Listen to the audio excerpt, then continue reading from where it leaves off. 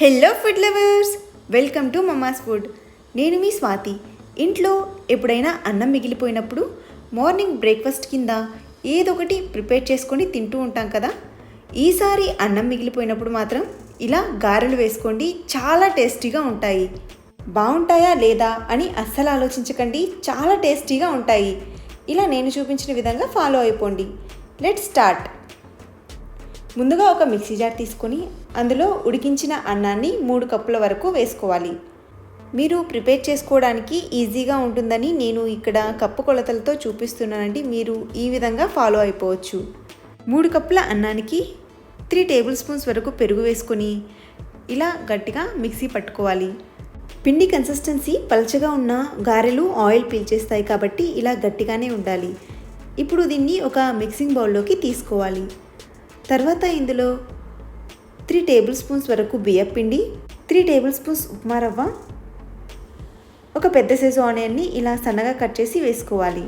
కచ్చాపచ్చాగా దంచుకున్న అల్లం 1 table spoon వేసుకోవాలి. 2 రెమ్మల కరివేపాకుని సన్నగా తరిగి యాడ్ చేసుకోవాలి. 3-4 పచ్చిమిర్చీలను ఇలా సన్నగా చాప్ చేసి యాడ్ చేసుకోవాలి. కొద్దిగా కొత్తిమీరను సన్నగా తరిగి యాడ్ చేసుకోవాలి. తర్వాత రుచికి సరిపడా ఉప్పు, 1 టీ స్పూన్ జీలకర్ర యాడ్ చేసుకుని వీటిని అంతా కలిసేలాగా బాగా మిక్స్ చేసుకోవాలి. పిండి ఇలానే గట్టిగా ఉండాలి. లూజ్గా ఉన్నా కూడా ఆయిల్ పీల్చేస్తాయి. ఒకవేళ మీకు కన్సిస్టెన్సీ లూజ్గా అనిపిస్తే బియ్యం పిండి ఉప్మా రవ్వ వేసి కన్సిస్టెన్సీని అడ్జస్ట్ చేసేసుకోండి. ఇప్పుడు స్టవ్ వెలిగించి కడాయి పెట్టుకుని డీప్ ఫ్రైకి సరిపడా ఆయిల్ వేసుకుని మీడియం ఫ్లేమ్లో పెట్టి హీట్ అవ్వనివ్వాలి.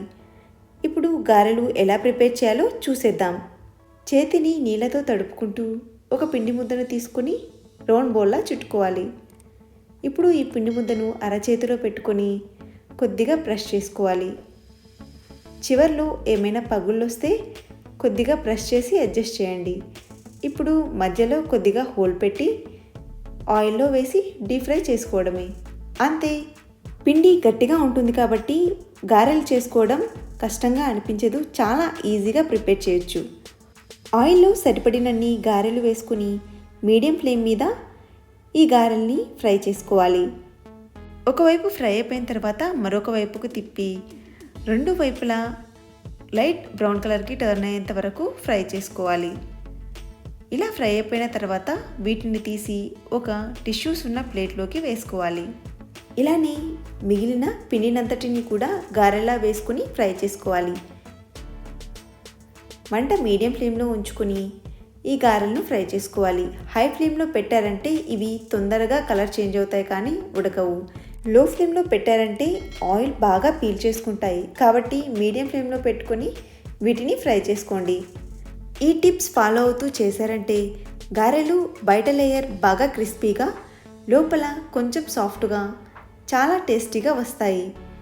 ఈసారి ఇంట్లో అన్నం మిగిలిపోయినప్పుడు ఇలానే గారెలు వేసుకోండి. ఇక ఎప్పుడు అన్నం మిగిలిపోయినా కూడా ఇలానే గారెలు వేసుకుంటారు. అంత రుచిగా ఉంటాయండి. తప్పకుండా ట్రై చేయండి. ఈ రెసిపీ మీకు నచ్చినట్లయితే వీడియోని లైక్ చేసి మీ ఫ్రెండ్స్తో రిలేటివ్స్తో షేర్ చేసుకోండి. ఇంకా ఇలాంటి మరిన్ని టేస్టీ వంటల కోసం మన ఛానల్ని సబ్స్క్రైబ్ చేసుకోండి. Thank you for watching.